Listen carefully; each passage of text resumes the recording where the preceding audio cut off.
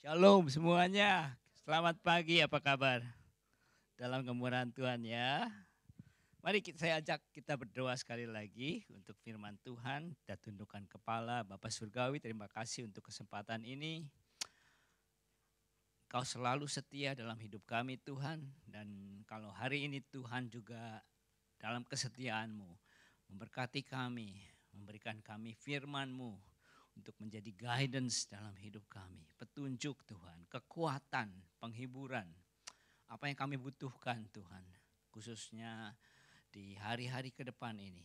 Kami mengucap syukur untuk kasih setiamu Tuhan. Berkati kami, hamba-Mu ini dan kami semua. Dengan urapan hikmat dan wahyu. Supaya kami boleh menangkap firman-Mu. Menjadi bekal dalam hidup kami. Khususnya di minggu-minggu di depan ini. Kami serahkan semuanya waktu ini hanya di dalam nama Yesus. Dan kita semua yang siap menerima firman Tuhan. Mari kita sama-sama berkata, amin, amin. Puji Tuhan. Waduh, gak biasa. Di tempat kami terang benderang. Saya agak silau ngelihatnya. Jadi harus melihat saudara dengan iman. Anggap aja saudara tersenyum. Baik. Haleluya. Cukup terang saudara. Baik. Saya akan buka dengan pertanyaan karena kami baru dari Gold Coast. Jadi baru naik pesawat saudara, jadi ingat lagi. Berapa banyak saudara di sini yang belum pernah naik pesawat? Sudah pernah naik semua, naik pesawat. Nah ini kebiasaannya orang Indonesia, nggak pernah naik pesawat, nggak pernah ngangkat. Pernah naik pesawat, nggak ngangkat juga. Jadi naik apa? Saudara lahir dari, ada yang lahirnya di Indonesia? Ada, berarti kemungkinan besar saudara terbang ke sini nggak bakalan naik kapal lah ya. Itu ya, berarti naik kapal. Pernahkah saudara berpikir atau membayangkan bagaimana pesawat itu bisa naik atau turun? Nah kalau saudara pernah belajar gitu ya atau lihat di Google, ternyata pesawat itu turun atau naiknya, pilot itu akan mengontrolnya dengan moncong pesawatnya. Kalau moncongnya dinaikkan, pesawat itu akan naik. Kalau moncongnya diturunkan, pesawat itu akan turun. Nah ada alat instrumen di kokpitnya pesawat itu yang namanya attitude. Yang menentukan turun tingginya pesawat itu. Dengan kata lain, alat itu yang namanya attitude itu yang menentukan ketinggian atau namanya altitude dari pesawat itu. Nah kalau mau catat khotbah saya judulnya adalah attitude yang menentukan altitude. Nah yang menarik saudara, kata attitude di dalam bahasa Inggris bukan hanya istilah penerbangan.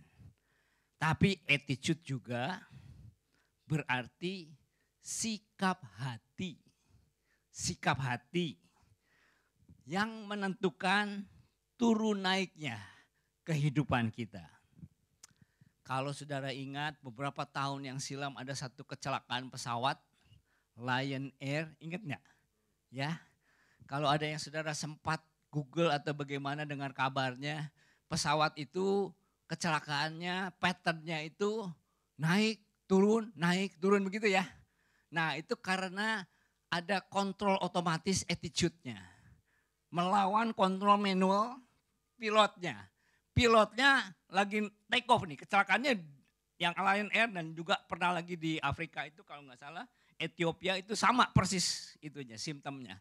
Pesawatnya sama dan kesalahannya faulty-nya juga sama dalam hal ini.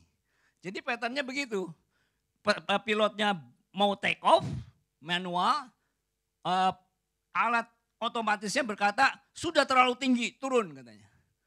Naik lagi, pilotnya paksa lagi, turun lagi, akhirnya alat otomatisnya yang menang sehingga turun dan jatuh dan sebagainya gitu ya ininya. Nah jadi attitude atau sikap hati itulah yang menentukan sejauh mana kita naik atau turun dalam kehidupan. Nah, saya percaya setiap kita tentu menginginkan keberhasilan, betul enggak? Dalam segala hal. Dalam hal finansial, dalam hal rumah tangga, dalam hal pendidikan, termasuk di dalam hal kerohanian kita. Tidak ada orang yang berkata, saya rencana untuk gagal Pak. Tidak ada. Semua ingin berhasil dalam segala aspek. Namun ternyata kita juga tahu, keinginan kita untuk berhasil ternyata tidak cukup untuk membawa kita berhasil, betul enggak? Kita mengaku bahwa kita ingin berhasil, kita ingin maju di dalam segala hal. Tapi keinginan saja enggak cukup. Bahkan para riset berkata IQ juga enggak cukup loh Pak. Kalau saudara ingat-ingat teman-teman saudara di SD yang IQ-nya tinggi, pintar-pintar, belum tentu berhasil dalam hal finansial misalnya, atau dalam hal rumah tangganya dan sebagainya. Ada hal lain yang diperlukan ternyata untuk berhasil. Dan salah satunya yang terpenting adalah attitude ini, sikap hati. Dan Alkitab menjelaskan sikap hati yang bagaimanakah yang kita perlukan untuk mengalami kemajuan atau keberhasilan. Nah, nats yang saya maksudkan ada di dalam 2 Raja-Raja 6 ayat yang pertama sampai ayat yang ke-7. Maaf, saya suka kelupaan. Saya biasa kontrol sendiri, jadi lupa memberitahu. Tidak apa-apa ya. Jadi, baik. Kita akan baca 2 Raja-Raja 6 ayat yang pertama sampai ayat yang ke-7. Pada suatu hari berkatalah rombongan Nabi kepada Elisa, cobalah lihat tempat tinggal kami di dekatmu ini adalah terlalu sesak bagi kami. Baiklah kami pergi ke sungai Yordan dan masing-masing mengambil 1 balok dari sana, supaya kami membuat tempat tinggal untuk kami. Jawab Elisa, pergilah. Lalu berkatalah seorang, silahkan ikutlah dengan hamba-hambamu ini. Jawabnya, baik, aku akan ikut. Maka ikutlah ia dengan mereka. Setelah mereka sampai di sungai Yordan, mereka pun menebang pohon-pohon. Dan terjadilah ketika seorang sedang menumbangkan sebatang pohon, jatuhlah mata kapaknya ke dalam air. Lalu berteriak-teriaklah ia, wahai tuanku, itu barang pinjaman. Tetapi berkatalah abdi Allah, kemana jatuhnya? Lalu orang itu menunjukkan tempat itu kepadanya. Kemudian Elisa memotong sepotong kayu, lalu dilemparkannya ke sana, maka timbullah mata kapak itu dibuatnya. Lalu katanya, ambillah. Orang itu mengulurkan tangannya dan mengambilnya. Nah, saudara, dari nats yang baru saja kita baca, saya akan memberikan beberapa prinsip untuk kita dapat mengalami hidup di dalam kemajuan. Tentu saya akan sesuaikan dengan waktu, tapi yang pertama, prinsip yang pertama dan menurut saya yang utama, sikap hati untuk hidup di dalam kemajuan adalah sikap hati yang bersedia untuk berubah. Yang pertama, saya ulang, sikap hati yang diperlukan yang sangat hakiki untuk memiliki kehidupan di dalam kemajuan adalah sikap hati yang bersedia untuk berubah. Katakan bersama-sama kiri kanan, siap berubah. Berubah. Ya, berubah saudara.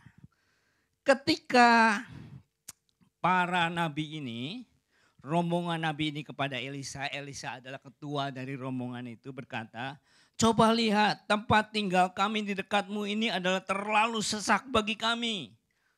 Lalu mereka minta kepada para nabi Elisa ini, Bagaimana supaya kita rombak saja. Elisa tidak berkata atau tidak mencegah kebutuhan ini. Dengan berkata, jangan. Tempat ini kan warisan dari pendahulu kita, Elia. Jangan dirombak, jangan dirubah-rubah, jangan pindah. Ini kan tempat warisan. Tapi enggak, Elisa tidak menolak. Dan dia berkata, mari kau lakukan apa yang kita perlukan. Perubahan-perubahan ini tidak selalu harus karena terpaksa atau juga tidak harus berbentuk geografis, sesuatu yang kelihatan, saudara. Kadang-kadang perubahan ini berupa dimensi, sesuatu yang enggak kelihatan. Mungkin tempat ini sudah terlalu mahal buat kita. Atau tempat ini rasanya kurang cocok untuk generasi selanjutnya dari kita dan sebagainya, saudara. Dan sikap hati untuk kita bisa hidup di dalam kemajuan, terutama di dalam hal kerohanian, adalah sikap untuk mau berubah. Nah memang saudara, sikap untuk berubah ini enggak gampang. Enggak gampang. Kenapa? Karena memang yang pertama misalnya, perubahan acap kali untuk banyak orang menyebabkan perasaan yang kurang nyaman. Seperti misalnya di dalam ilustrasi karikatur ini, saudara. Ketika dikatakan, siapa yang mau ada perubahan, baik di tempat ini atau atmosfer dalam keluarga atau apapun dalam hal finansial, semuanya biasanya setuju. Ya, kami mau ada perubahan, terutama yang untuk kemajuan tentunya. Tapi ketika mulai ditanyakan, siapa yang mau berubah, udah mulai tersipu-sipu, sudah mulai terharu ya saudara. Tapi pertanyaannya ketika ditanya apalagi siapa yang mau memimpin perubahan, wah itu bubar semua saudara. Enggak ada yang mau. Tapi semuanya mau perubahan. Semuanya mau maju. Semuanya mau sukses. Tapi ketika ditanya siapa yang mau berubah, itu enggak mau. Itu sebabnya yang sering menjawab kenapa orang yang mau maju, orang yang mau sukses saja belum tentu jadi sukses. Karena sikap hati inilah yang diperlukan untuk maju. Karena untuk maju itu sendiri diperlukan perubahan. Karena maju adalah berubah dari satu posisi ke posisi yang lain. Itulah perubahan. Perubahan. Maju itu sendiri adalah perubahan. Dan saya katakan tadi alasannya pertama, kenapa kita nggak suka berubah? Karena memang untuk banyak orang perubahan itu menyebabkan rasa kurang aman. Beberapa hari yang lalu kami ada di Gold Coast, kami rencana jalan-jalan dengan public transport. Kan ada petunjuknya saudara ya, naik bus ke sini atau naik tram ke sini, lalu ganti transit. Lalu kita tanya orang, kamu transit di sana, di Griffith University katanya. Ya kami coba. Waktu pulangnya istri saya ini senang perubahan, senang nyoba-nyoba. Lalu berhentinya nggak di Griffith lagi, nyobanya di tempat yang lain. Lah saya lihat, lah tramnya mana ini mau ganti balik kok yang tramnya nggak ada. Saudara saya sudah nggak nyaman. Lu kok berani-berani berhenti sini, kelihatan tramnya nggak ada gitu. Tapi benar saudara, waktu dicoba itu, loh kok ternyata lebih enak ganti transitnya. Ini kalau hujan nggak kehujanan ini, langsung ke bawah ke sana gitu. Nah kalau istri saya nggak nyoba, ya saya nggak pernah tahu. Saya nggak bisa ngajarin orang lain pada hari selanjutnya, ini di sini berhentinya gitu. Istri saya senang nyoba-nyoba makanan, saya nggak suka ini. Kalau udah suka, udah ini aja gitu. Nah itu jeleknya. Jadi kalau seandainya perubahan, memang tidak semua perubahan membawa kemajuan. Tapi setiap kemajuan pasti menuntut satu perubahan. Nah, jadi waktu istri saya nyoba-nyoba kan ada kadang-kadang ada gagalnya juga. Coba makanan ini, waduh kita nyebutnya gagal nih mah gagal gitu ya ini. Tapi kalau berhasil, udah kita jadi tahu. Tapi kalau kita nggak coba, kita nggak pernah tahu. Nah hal yang kedua kenapa kita nggak suka perubahan. Yang kedua karena kita suka kemapanan. Kita gampang terjebak dengan yang namanya kemapanan. Baik dalam hal apapun saudara. Termasuk tempat ini. Berapa belas tahun kita sudah mapan di tempat ini saudara. Udah enak. Nanti pindah WC-nya beda floornya loh saudara ini ya. Bisa kehujanan ke WC saudara. Tapi memang kemapanan itu kalau saudara nggak berhati-hati bisa berbahaya dan menahan kemajuan saudara. Termasuk dalam hal rohani. Ketika kita baru masuk pandemik saudara, kita kewalahan karena udah mapan. Cara liturgi kita, ibadah kita. Bersyukurlah Tuhan berikan teknologi yang namanya Zoom, internet dan sebagainya. Kita berubah dengan terpaksa. Tapi saat ini saudara, Zoom yang kita lakukan juga di jemaat saya bisa menjadi kemapanan saudara. Itu sebabnya kita harus bertanya apakah kita ini mapan atau enggak. Apakah kita sudah puas dengan keadaan saat kita ini. Baik secara financial, relationship, ataupun kerohanian khususnya. Apakah saudara puas dengan keadaan kerohanian saudara saat ini? Kalau saudara berkata, saya sudah sangat merasa puas dan sangat tidak rasanya sudah tidak perlu berubah. Nah ini berbahaya nih saudara. Karena kalau seandainya kita berkata saya sudah tidak perlu berubah lagi, itu artinya bahwa kita ini udah gak hidup lagi. Saudara tahu bisa membedakan antara tanaman yang asli dan tanaman yang palsu? Kalau saudara lihat dia ada tanaman di sini misalnya. Ibu Yudit bawa bunga nih. Saudara bisa lihat ini bunga asli atau palsu. Salah satunya tanpa harus menyentuh, tanpa harus datang dekat-dekat, lihat bagaimana. Lihat minggu depan apakah bentuknya, warnanya, ukurannya masih sama atau enggak. Enggak berubah. 3 minggu masih sama, saudara bisa ambil kesimpulan. Ini tanaman palsu. Tanaman plastik atau tanaman kertas. Artinya tanaman mati. Tapi kalau berubah, nah itulah salah satu tandanya hidup. Saudara sadar apa enggak sadar? Tubuh saudara yang saudara diami ini, itu adalah tubuh yang hidup. Taunya dari mana? Karena berubah. Tahu enggak saudara? Tubuh saudara bulan yang lalu beda loh sama hari ini. Tubuh saudara minggu lalu beda loh.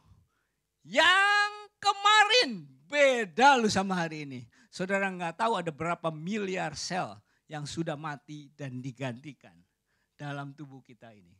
Persis seperti preacher berkata, ada satu preacher, perubahan adalah satu-satunya konstan di dalam hidup kita. Wah, ironis ya. Perubahan adalah satu-satunya konstan di dalam hidup kita. Jadi artinya hidup itu harus berubah. Kalau tidak berubah, itu artinya kita berhenti untuk maju atau bahkan mengalami kemunduran. Saudara pernah dengar ada yang namanya teori relativitas? Itu berlaku loh saudara. Bukan hanya dalam hal finansial atau hubungan, dan kerohanian pun begitu saudara. Kalau saudara naik kereta gitu misalnya ya, ada kereta berdampingan. Apalagi kalau yang sisi satunya itu besar masanya bendanya gitu. Ketika benda itu maju, saudara merasa mundur. Pernah nggak duduk gitu ya? Itu teori relativitas. Tapi berlaku juga dalam banyak aspek saudara. Ketika yang sebelah kita ini maju, sementara kita diam, itu bukan hanya kita diam, tapi kita ini mundur, saudara. Itu sebabnya kita mesti waspada terhadap kemapanan ini. Saya ingat beberapa puluhan tahun yang silam ketika saya masih kecil, saudara. Saya masih berumur 5 tahun dan sebagainya. Saudara yang berasal dari kota-kota besar pasti mengalami hal yang saya akan ceritakan ini. Di kota besar, saya dari kota Bandung, saudara. Saudara mungkin dari Surabaya, Jakarta dan sebagainya. Saudara ingat-ingat ya, waktu saudara kecil gini. Saya ada satu toko yang pada waktu itu saya kagumi, saudara. Toko itu mungkin satu-satunya yang 2 lantai di kota Bandung. Itu tahun 70 gitu ya, awal 70 akhir tahun 60-an begitu. Dan kalau saya masuk ke toko, jarang saya masuk ke situ, saudara. Ketika tante saya bawa ke sana, waduh, masuk aja saya bangga, saudara. Masuk aja bangga, bukan yang punya tokonya. Masuknya aja jadi bangga gitu. Waduh, lihatnya ini. Nah, itu akhir tahun 60-an di daerah alun-alun kota pusat kota Bandung gitu. Nah, itu akhir tahun 60-an, awal 70. Ketika memasuki akhir 70-an, sementara toko-toko baru bermunculan. Masuk tahun 80-an, banyak lagi toko yang lain bermunculan dengan yang lebih megah, servis yang lebih hebat lagi, dan semua fasilitas yang lebih hebat. Sementara toko yang tadi saya sebut, saya mengaguminya, tetap begitu-begitu saja. Masuk tahun 90-an, saya udah gak pernah dengar lagi. Hari ini kalau saudara ke kota Bandung, kalau saudara sebutkan toko itu, apalagi kalau supir taksinya yang masih muda, saya jamin bengong itu supir taksi saudara. Toko apa tuh katanya. Saudara pasti tahu, pasti mengalami di kota-kota saudara sendiri. Ada toko-toko seperti itu. Ketika satu toko itu mulai mapan, sementara toko yang lain mulai maju, bukan hanya toko itu hanya berhenti maju, tapi juga mengalami kemunduran. Demikian juga dengan berbagai aspek yang lain, termasuk bisnis atau karir dan sebagainya. Ada satu kisah, saudara, kisah tentang sejarah mobil Ford atau perusahaan Ford yang ditemukan oleh Henry Ford. Sebelum perusahaan ini dibangun, awal tahun 1903,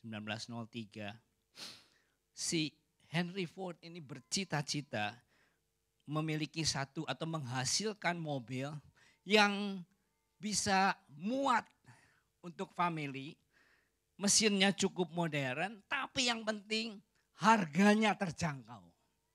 Alhasil beberapa tahun kemudian, tahun 1914, cita-citanya ini berhasil. Cita-citanya berhasil, 50% mobil-mobil yang terjual di Amerika itu mobil Ford. Yang punya tipe yang terkenal yaitu T-model. T-model ini saudara. Tapi apa yang terjadi? Dia terjebak di dalam kemapanan ini. Sehingga Henry Ford ini sangat-sangat mengasihi betul. Dia cinta betul model tipe ini saudara. Sehingga ketika sudah belasan tahun kemudian mobil-mobil yang lain memproduksi produksi yang lebih canggih. Dia nggak mau berubah. Bahkan ketika tim desainernya mulai membuat surprise kepada dia dengan membuat satu model yang baru. Ketika Henry Ford lihat model ini, dia marah betul. Itu handle pintunya dia cabut, dia rusakan begitu. Dan literally itu mobil dihancurkan dengan tangannya saudara. Bare hands itu saudara, dihancurkan. Saking dia cintanya dengan T-model ini. Baru ya 20 tahun, memakan waktu 20 tahun. Baru dia bisa menerima model yang baru lagi yang disodorkan oleh tim engineer-nya, tapi sudah banyak terlambat. Turun jauh sekali penurunan harga mobilnya. Pada saat itu, ini awal 19-an begitu saudara ya. Satu harinya perusahaan itu bisa rugi $1 million loh saudara. $1 million. Satu harga yang sangat mahal untuk dibayar untuk sebuah perubahan. Sikap hati yang mau berubah. Sehingga pada akhirnya ketika model yang baru dari Ford ini akhirnya diterima juga, tapi sudah banyak ketinggalan dengan merek-merek yang lain. Saudara bisa lihat kegagalan di banyak-banyak perusahaan-perusahaan yang lain.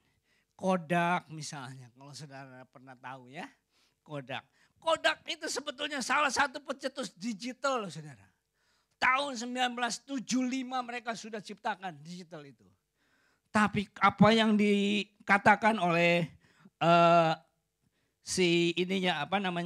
ketuanya ini, di dalam tim manajemennya ini, dia berkata begini, "That's cute," katanya, "but don't tell anyone about it." Begitu sangat tidak menyukai perubahan sehingga akhirnya Kodak harus declare bangkrut di tahun 2012. Dan saudara bisa temukan banyak sekali cerita-cerita semacam ini. Nokia, telepon Nokia itu satu top. Partsnya itu salah satu yang paling top saudara.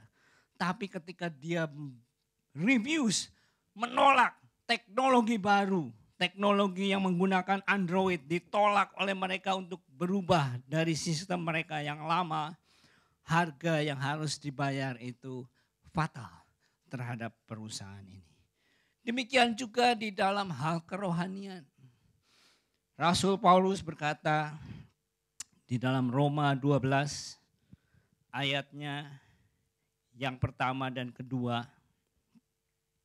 Dia berkata begini.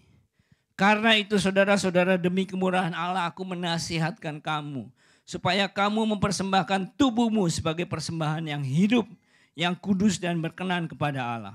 Itu adalah ibadahmu yang sejati." Nah, ayat yang kedua ini.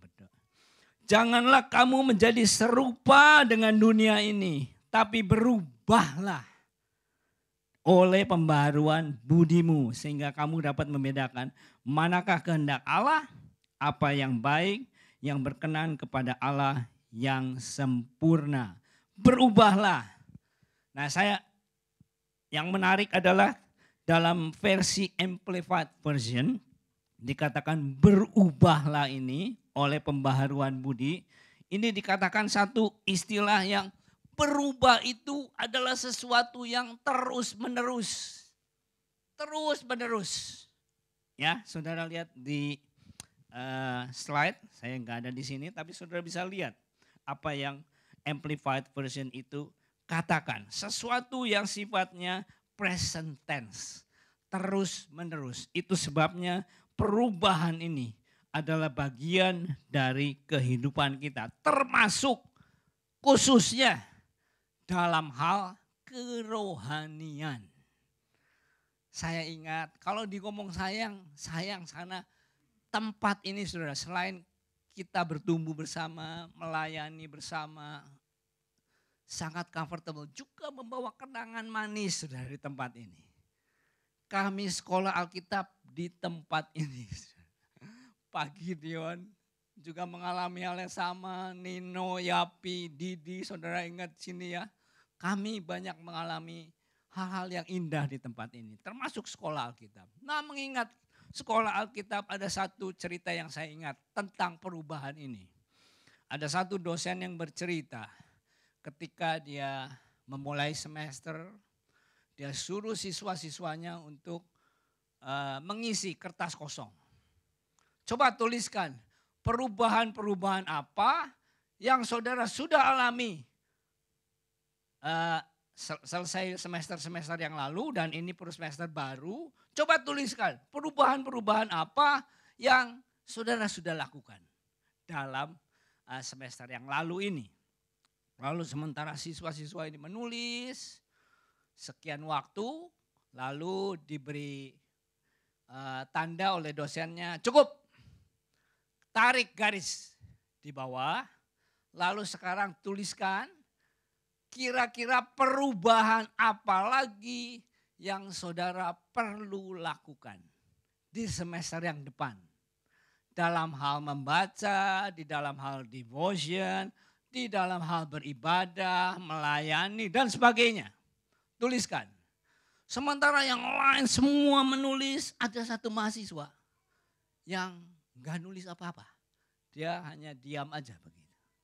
Lalu ketika waktunya sudah selesai, kumpulkan semua kertasnya, betul kosong yang bagian rencana untuk perubahan itu. Ketika dipanggil siswanya, kenapa kamu tidak menuliskan hal-hal yang perlu kamu rubah di semester yang ke depan? Dia jawab, habis Pak, rasanya saya sudah tidak ada lagi yang perlu dirubah katanya. Waduh, dosennya dengan tertawa berkata, wah hebat sekali kamu ya katanya. Setahu saya yang tidak perlu berubah itu hanya Tuhan. Dan Tuhan tidak perlu sekolah. Karena itu kayaknya kamu gak perlu sekolah deh. Karena kamu sudah seperti Tuhan, gak perlu berubah. Nah saya mau katakan saudara, selama Rasul Paulus berkata di sini, perubahan itu adalah satu perintah. Supaya kita bisa mengenal kehendak Allah yang baik dan benar.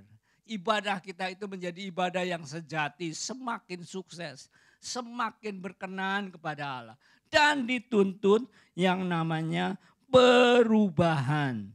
Perubahan. Nah, ada beberapa aplikasi yang mau saya sampaikan. Kalau saudara mengalami hal-hal yang khusus yang tadi saya katakan. Belum tentu hal-hal yang kelihatan, tapi mungkin gak kelihatan. Seperti relationship.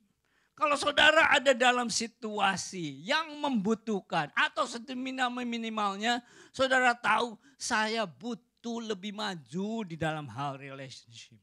Di dalam hal relation dengan pasangan, orang tua, anak, sesama dari saudara seiman. Saudara tidak bisa hanya dengan mapan. Atau saudara hanya bisa berkata, rasanya saya tidak perlu berubah. Saudara bisa cek sendiri.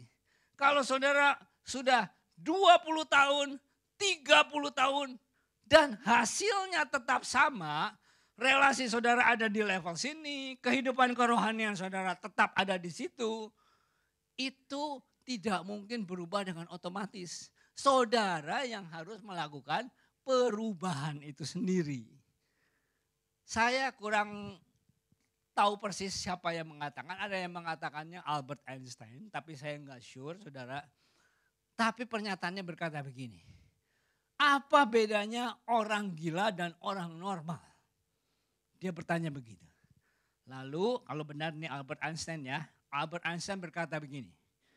Orang gila adalah orang yang melakukan hal yang sama berulang-ulang. Lalu mengharapkan hasil yang berbeda katanya. Begitu saudara. Jadi kalau dia biasa masak bakso. Lalu tiba-tiba hasilnya pengen puyung hai. Ya gak mungkin gitu saudara.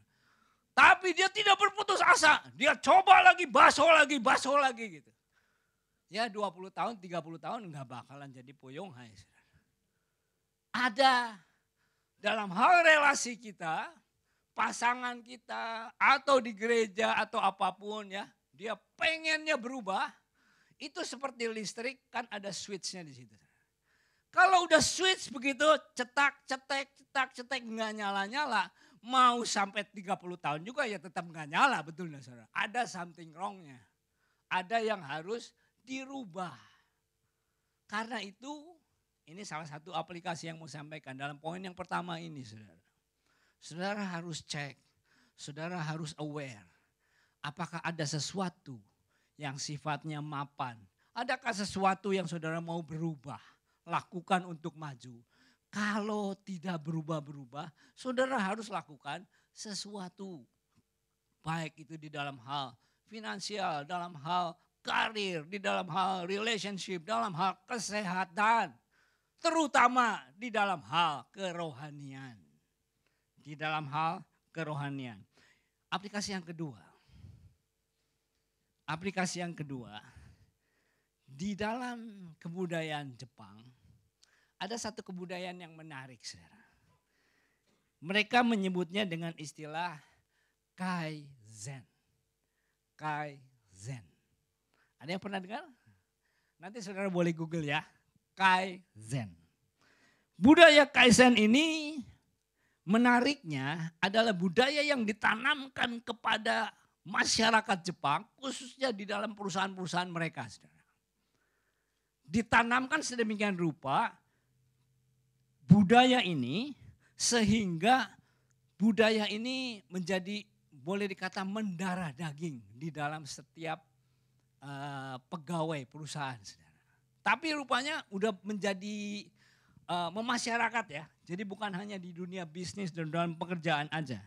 Nah, Kaizen ini sendiri terdiri dari dua kata yang berarti Kai artinya change, Zen good, perubahan yang baik, yang bagus, yang positif. Nah, ini hubungannya, saudara. Jadi setiap individu di Jepang ini terlatih dengan ini, sehingga mereka itu punya kebiasaan kalau melihat ada sesuatu dimanapun, di tempat pekerjaan, khususnya pada bulannya di tempat pekerjaan. Jadi kalau dia melihat sesuatu di dalam pekerjaan itu, yang mereka pikir saya bisa melakukan sesuatu yang lebih baik di dalam pekerjaan ini, mereka di-encourage untuk melakukannya.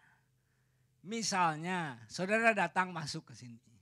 Lalu saudara melihat, oh ini kok pot kembangnya agak miring nih. Ah, saya benerin. Itulah Kaizen, saudara. Atau lihat tempat sampahnya penuh. Wah, kalau kosong akan lebih baik di tempat ini. Jadi dia kosongkan. Kalau dia lihat sesuatu yang lain, itu spirit Kaizen ini yang membawa mereka atau mendorong mereka melakukan sesuatu yang lebih baik untuk lingkungannya. Nah, ini spirit ini yang mereka lakukan. Nah, saya mau berikan, kalau ngomong PR nggak enak ya, kalau teachers itu senangnya kasih PR gitu ya. Tapi siswa itu kalau bilang PR nggak enak gitu. Kalau saya belajar dari jemaat saya kasih PR, oh udah nggak enak gitu. Jadi saya kasih istilah yang lain. Saya kasih take away. Take away demen, saudara. Mau pulang. Jadi saya beri take away ya kepada saudara. Saudara tanamkan prinsip ini, tangkap prinsip ini, Kaizen. Saudara lakukan, nanti saya cek dengan Om Git, dengan Nino, sama Yapi juga nanti ya. Minggu ini, Kaizen, dengan spirit Kaizen, apa yang saudara bisa lakukan di rumah, di tempat kerja, atau di tempat ibadah. Khususnya nanti beberapa minggu lagi saya cek lagi nanti dengan Yapi ya. Apakah attitude, sikap hati kita ada perubahan untuk kemajuan. Di tempat yang baru saudara akan melihat banyak hal. Mungkin saudara melihat kekurangan di sana, kekurangan di sini. Kok toiletnya kurang bersih, ininya kurang ini, kurang itu. Pindahlah dengan spirit Kaizen ini. Dimulai di rumah sendiri. Dimanapun saudara. Saudara lihat spirit Kaizen ini. Nah, sudah lewat setengah jam lebih. Saya akan cepat tutup dengan poin yang kedua. Ada beberapa poin tapi rasanya saya akan berhenti di poin yang kedua. Poin yang kedua, sikap hati apa yang diperlukan kalau kita mau hidup di dalam kemajuan. Sikap hati yang kedua adalah berani beresiko. Nanti poinnya B gitu, tapi hari ini 2 aja ya. Yang pertama, berubah. Yang kedua, beresiko. Nah, di ayat yang kelima dan keenam berkata begini. Dan terjadilah ketika seorang menumbangkan sebatang pohon, jatuhlah mata kapaknya ke dalam air. Lalu berteriak-teriaklah ia, wahai tuanku itu barang pinjaman. Tapi berkatalah abdi Allah, kemana jatuhnya? Lalu orang itu menunjuk ke tempat itu kepadanya. Kemudian Elisa memotong sepotong kayu, lalu dilemparkannya ke sana. Maka timbullah mata kapak itu dibuatnya. Lalu katanya, ambillah. Orang itu mengulurkan tangannya dan mengambilnya. Dari nats ini kita dapat melihat bahwa ketika para nabi ini punya sikap hati mau berubah. Elisa juga menyetujui, mari kita berubah. Tapi itu enggak menjamin tidak mengalami masalah. Jadi sebabnya hal yang kedua, sikap hati yang kedua yang harus kita miliki ialah kita harus berani beresiko. Berani menghadapi resiko. Karena semua yang ada di hadapan kita, perubahan-perubahan yang kita akan alami, tidak otomatis semuanya itu lancar-lancar dan mudah-mudah. Dan saya percaya nanti saudara pindah pun, atau apapun dalam kehidupan pribadi saudara, ya saya mau berubah Pak. Itu enggak menjamin akan tidak mengalami masalah. Tapi itulah yang kedua, sikap hati mau beresiko, mengambil resiko. Ketika Elia ini diperhadapkan dengan masalah kapak tadi ini, mata kapak. Ketika para nabi berseru-seru kepada dia, Nabi, Yapi, atau para pemimpin di sini. Waduh, masalah dan sebagainya. Para pemimpin Elisa di sini tidak berkata, tuh kan, saya bilang juga udah jangan pindah-pindah. Tuh, saya bilang juga udah jangan roba-roba, udah yang enak-enak di sini. Ini berarti bukan kehendak Tuhan. Karena ada masalah. Enggak, Elisa enggak berkata begitu. Mari tunjukkan di bawah pertolongan Tuhan terjadi mujizat. Saudara. Tapi sikap hati yang kedua yang saya mau tekankan. Saudara harus punya sikap hati. Berani menghadapi resiko. Saya akan tutup dengan satu kesaksian. Dari seorang anak kecil di awal abad ke-19. Namanya Charles, anak kecil yang dilahirkan dari keluarga yang porak-poranda. Ayahnya seorang pemabuk, bukan hanya pemabuk tapi penjudi kelas berat. Satu malam di satu meja judi dia kalah besar, saudara. Begitu besarnya sampai seluruh harta yang dimiliki juga enggak cukup untuk membayar hutang dari judinya itu. Alhasil dia harus masuk penjara dan semua keluarganya harus berubah hidupnya. Harus putus sekolah, harus bekerja untuk memenuhi kebutuhan hidup ya. Dan termasuk si Charles ini yang pada saat itu berumur 12. Pada waktu itu dia duduk di bangku SD kelas 2 karena ini masih zaman dahulu ya. Bayangkan saudara, anak kecil umur 12, dia harus bekerja untuk menyambung hidup. Dan anak ini dia sangat miskinnya sehingga buat kita kalau melihat anak seperti ini tentu masa depannya pun suram ya. Dan Charles ini lalu bekerja dalam pekerjaan yang sangat sederhana yaitu menempel tiket pada botol di sebuah gudang di kota London seperti yang saudara lihat. Pabriknya itu namanya Warren's Blacking Warehouse, a shoe polish factory. Pabrik semir sepatu. Nah, sedemikian miskinnya si Charles ini sehingga dia tidak punya tempat tinggal. Dia harus minta izin kepada pabrik ini untuk memakai tempat ruang yang kecil, gudang kecil untuk dia pakai untuk tidur. Jadi dia malam tidur di sana, siang kerja di pabrik itu, menempel tiket di botol. Nah,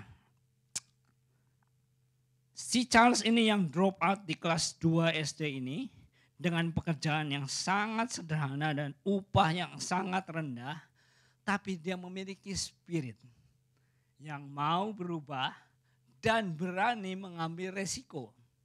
Apa yang dia lakukan? Dia tidak meratapinya, tidak meratapi nasib, tapi mulai belajar menulis. Karena belum sempat banyak belajar di sekolah, waktu itu dia harus keburu drop out, dia harus belajar menulis sendiri. Dengan harapan dia akan kirim tulisannya ke dalam satu majalah dengan harapan untuk bisa diterbitkan. Tapi tentunya tulisannya itu masih sangat jelek, saudara. Sehingga dia mengirimkannya, diterima oleh penerbit dari majalah itu dan melihat tulisannya yang kayak ceker ayam turun naik gitu ya, belum bisa belajar nulis. Sehingga belum sempat dibuka pun sudah langsung dibuang. Tapi Charles ini enggak putus asa. Dia berani ambil resiko. Dia tulis lagi, kan harus bayar perangkonya dengan gaji yang sangat rendah sekali. Tapi dia kirim lagi. Lalu redaksi majalah bulanan melihat lagi, tulisannya masih tetap jelek. Enggak sempat dibaca dan enggak mau dibaca, buangin waktu, udah langsung dibuang ke rabis, ke tempat sampah. Tapi anak ini Charles ini masih terus tulis. Dan dia coba lagi, sampai 10 kali dia coba. 20 kali dibuang juga. 30 kali, 40 kali, 70 kali, 100 kali. 101, 102, 103. Dan apa yang terjadi? Dari perubahan-perubahan yang dia lakukan. Dan dia terus berani untuk kirim terus. Hasilnya tulisannya menjadi semakin indah. Ketika pemilik redaksi majalah ini melihat kiriman dari surat ini, dia mulai berpikir, apa salahnya saya baca? Tulisannya pun sudah bagus. Lalu dia mulai buka dan baca, betapa terkejutnya. Tulisan sederhana yang ditulis oleh Charles ini ternyata bagus sekali, saudara. Artikel kecil dan akhirnya dimuat di satu monthly magazine di tahun 1833 itu. Bukan di depan, bukan di belakang, tapi terselip di tengah-tengah. Tapi ketika Charles ini melihat hasil tulisannya dimuat, waduh air matanya berlinang, bercucuran di kamar di gudang kecilnya itu. Wah, dia sangat-sangat terharu sekali. Jadi saudara, ketika hal itu terjadi, itulah awal dari kisah lahirnya seorang sastrawan dunia yang bernama Charles Dickens. Charles Dickens udah berusia lebih dari 200 tahun, tapi hasil karya tulisannya tetap masih dibaca oleh orang, baik secara digital, bahkan orang membuat film dari hasil karya tulisan anak yang drop out kelas 2 SD. Sastrawan besar yang lahir dan dibesarkan dari gudang semir sepatu, menempel tiket botol di semir sepatu. Sastrawan besar yang lahir dari seorang anak drop out kelas 2 SD yang belajar menulis sendiri. Sastrawan besar yang lahir dari seorang yang tidak menyerah, berani berubah dan menghadapi resiko. Marilah saudara siapkan, saya tahu beberapa minggu saudara akan mengalami suatu perubahan yang besar. Tapi biar kiranya sikap hati ini saudara bawa, saudara pegang untuk menghadapi perubahan di depan ini. Yaitu sikap hati yang mau berubah, perubahan yang baik, dan sikap yang mau menghadapi resiko. Tuhan memberkati. Haleluya.